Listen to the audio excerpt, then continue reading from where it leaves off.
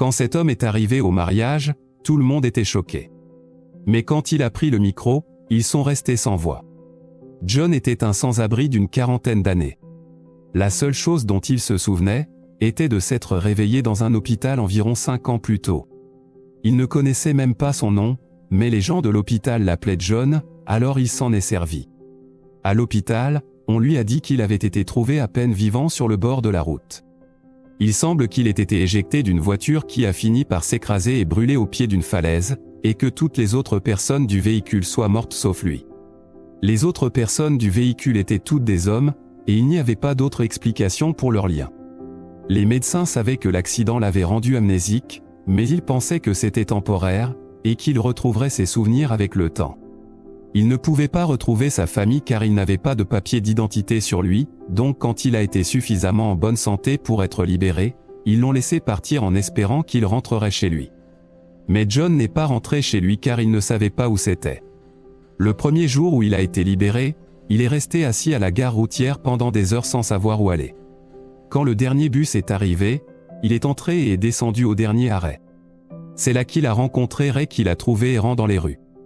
Ray lui avait demandé s'il avait besoin d'un endroit pour dormir, et lorsque John a répondu par l'affirmative, il l'a emmené dans un centre de sans-abri non loin de la gare routière.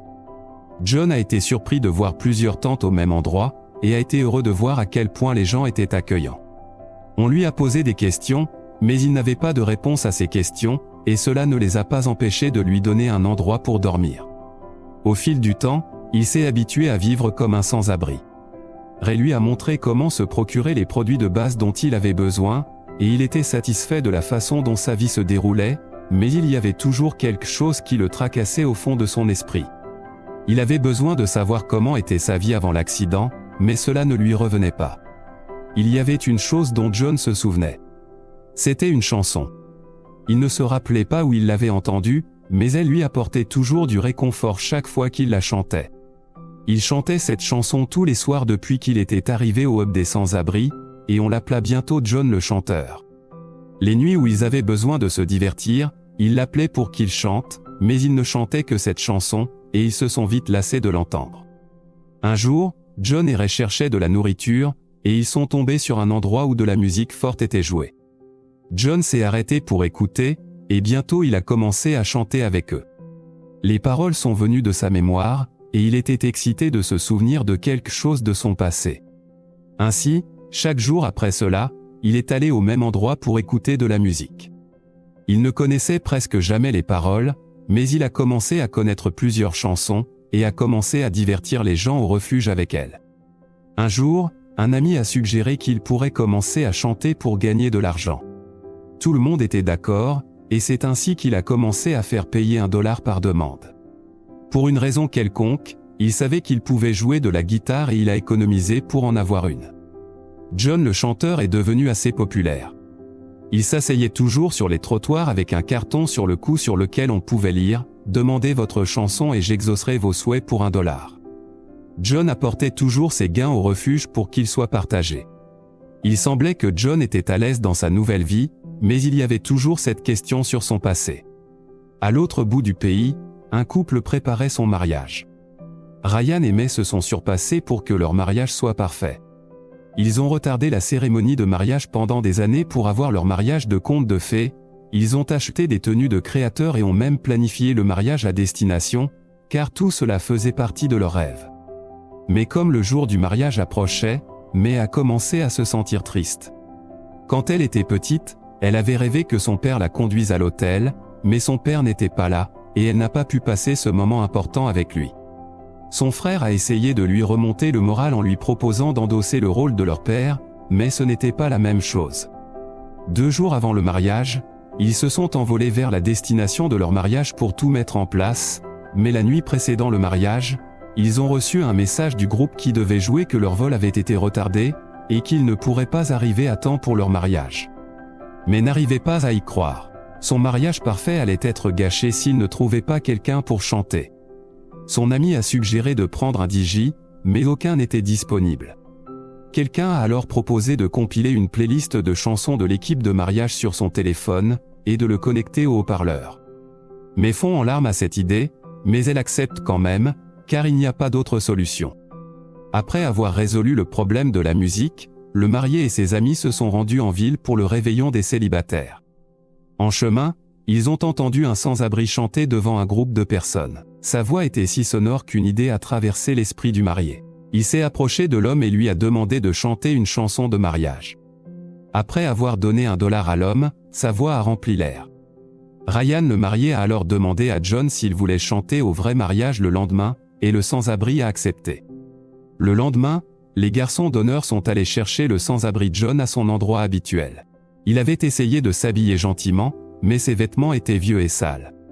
Les garçons d'honneur savaient qu'il n'aurait pas quelque chose de joli à porter, alors ils lui ont trouvé une tenue. Sa barbe non entretenue et ses cheveux l'on lui donnait toujours un air un peu hagard, mais il avait l'air mieux. Ils lui ont dit de venir sur scène pour chanter quand il serait temps pour les mariés de danser. Avant la réception de mariage, le marié avait informé sa femme qu'il avait une surprise pour elle, mais elle ne pouvait pas penser à ce que c'était. Quand il était temps pour leur première danse, elle a vu un homme avec une guitare aller sur la scène. La mariée et certains des invités n'étaient pas sûrs de son apparence. Ils étaient un peu choqués, et se demandaient qui était cet homme à l'air minable. Mais avant de s'énerver à nouveau, l'homme ouvrit la bouche et commença à chanter. Sa voix était incroyable. Mais était si surprise et heureuse. Ryan était également heureux. Mais a continué à demander où Ryan l'avait trouvé, mais il ne lui a pas donné de réponse. Il a juste dit « Ne t'inquiète pas mon amour, profitons de notre fête de mariage ».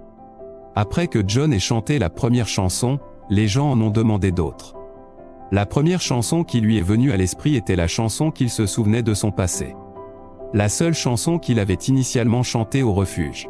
Quand il a pris le microphone et a commencé à chanter, la mariée a soudainement arrêté de danser. Elle a regardé l'homme sans abri de près et a dit « Papa ?» Elle avait demandé parce que son père avait composé cette chanson pour elle. Ils l'avaient tous les deux beaucoup chanté quand elle était plus jeune. Tout le monde dans la salle de mariage est confus, mais elle se rapproche et une lueur de reconnaissance apparaît dans ses yeux. Elle se précipite pour le serrer dans ses bras et fond en larmes. Sa mère et son frère montent également sur la scène pour confirmer ce qu'elle a dit. Lorsqu'ils découvrent que c'est vrai, ils le serrent également dans leurs bras. John est confus, mais alors qu'ils le serrent dans leurs bras, il commence à voir des images de leur visage dans sa mémoire, en particulier celui de sa femme. Ryan ne savait pas quoi penser de la situation, mais quand May s'est précipité pour l'embrasser, il a su qu'il avait pris la meilleure décision en invitant le sans-abri à chanter à leur mariage. John, dont le vrai nom était Jake, avait fait partie d'un groupe. Le groupe se débrouillait plutôt bien et était invité à faire des concerts.